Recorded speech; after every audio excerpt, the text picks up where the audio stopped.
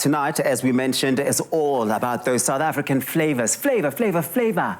So following extensive research into the cross-cultural cuisines that make up South Africa's diverse culinary landscape, and trust me, it just doesn't end. Studio Age, they've launched 100 plus flavors report, and to tell us all about it, we have JC Landman here in the loft. JC, it's so good to see you. Oh, cheers, man. Man, Yeah. JC, you know when you guys come through, we know it's always a good time. We know it's always good news. And I love the story that you're coming through with here. We're celebrating South Africa. We're celebrating all of those uniquely South African flavors. Tell us about the report and these flavors and all of that. Yeah, so it all started with a question: if we are what we eat, who are we? And that was the quest that Heinrich Visser, the founder of Studio Age, and Dr. Anna Trepido, who's a food anthropologist, they went on this quest to answer this question, you know? Yeah. Who are we in this country based on what we eat? What makes us, right? Yes, exactly. And what they realized is that a lot of the South African food heritage is either undocumented or underdocumented. That's it. And there's a lot of food items that get higher status than others, but we need a seat for everyone at the table. 100 plus South African flavors. You got me going, what? We have 100? What have I been eating? What have I not been eating? Exactly. And it sounds like we're not eating a lot. We're experiencing or, tapping into a lot of those flavors. Let's talk about what the makeup of these flavors are and where they all originate from. These are obviously just 6 of there's actually 131 in the report. But and it's not an extensive thing. It's we're starting. So, we're going to add as we discover more things. I like you say, it's 131. Not an extensive thing. No. Yeah, so there's a lot more that can be added. Yeah. So these are Yugo beans. They're a regional variation of the Bambara nut. Wow. Super nutritious. They have calcium in, protein, a lot of vitamins. They can be slow cooked. Yeah. A lot of people mix them with maize meal. Oh, wow. Like mabele and exactly, that. Yeah. This does look very, very interesting. What is this? So, of course, we've heard about truffles. Yes. And these are the Kalahari truffles. So they Am I allowed to touch? You can touch it, yes. They are a lot less expensive than the European counterparts or their cousins up in Europe. Yeah. But these ones are, they grow in the Kalahari, and what's actually really quite interesting, and you can taste, there's a Kalahari salt, a Kalahari truffle salt, and chocolate as well. I was going to say to you that this does smell a lot like chocolate. A lot like chocolate. So it's really cool. It's got that nutty flavor.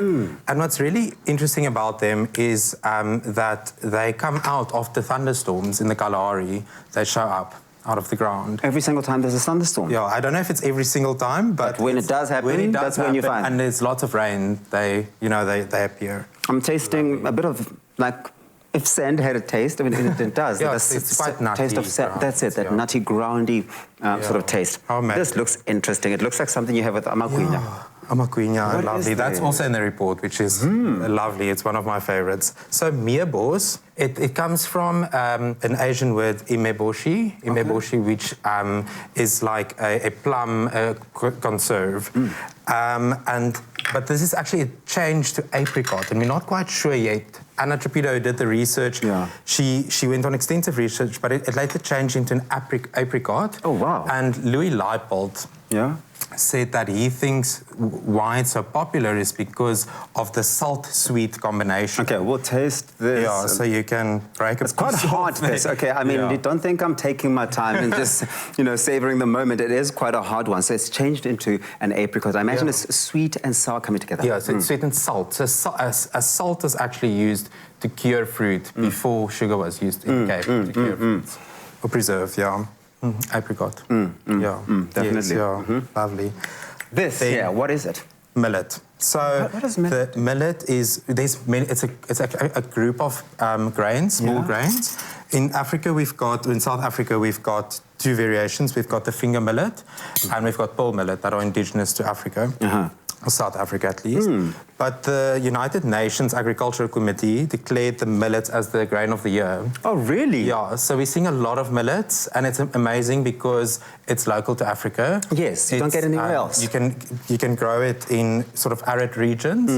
And we're very excited about the prospect of millet actually becoming, commercially available in stores. This is incredible. What I love about this is that it showcases and highlights the fact that what grows here often doesn't grow anywhere else. else. You know what I'm talking about?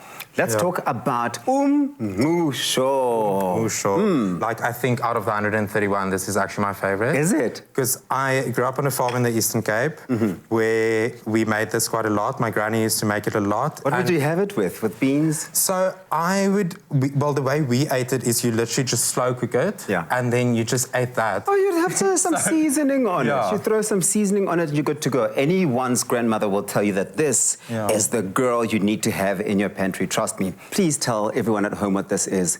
Shigugu. Shigugu, yeah. And you just said that you have a lot of memories about this. I do. My great-grandmother, so my grandmother from Swartboom, used to make shigugu, but she only used to make it at least like once or twice a year because it takes quite a bit to prepare. It's not something you just wake up and decide to make, but we knew when she made it, the family came together and it was a sharing of absolute love, the joy that it brings. I mean, you should have seen the kids and our parents. We just loved this so much. And I haven't seen it in over 15 years, really? At least. Yeah, it's very difficult to find. So, what it is it's corn and peanuts that are dry roasted and made into the space. As you said, it takes a long time. That's why people don't make it every day. Yeah. And it's also, it's quite difficult to find, but there is, there's one or two places that you can find. In the report we write about it and where you can find it. When is it best enjoyed? Is it a dessert? I mean, it's somewhat of a dessert, right? Yeah, so you can have it by itself. It's also like a snack in between meals. And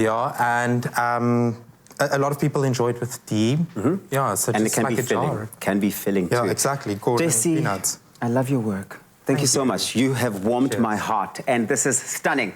Mzansi, 100 plus. If you would like to get your hands on the 100 plus flavors report, go to studioh.co.za. Don't go away because we will be back with some more of those South African flavors. We'll be taking a look at some curry from Durbs with Alisa and Shemaine.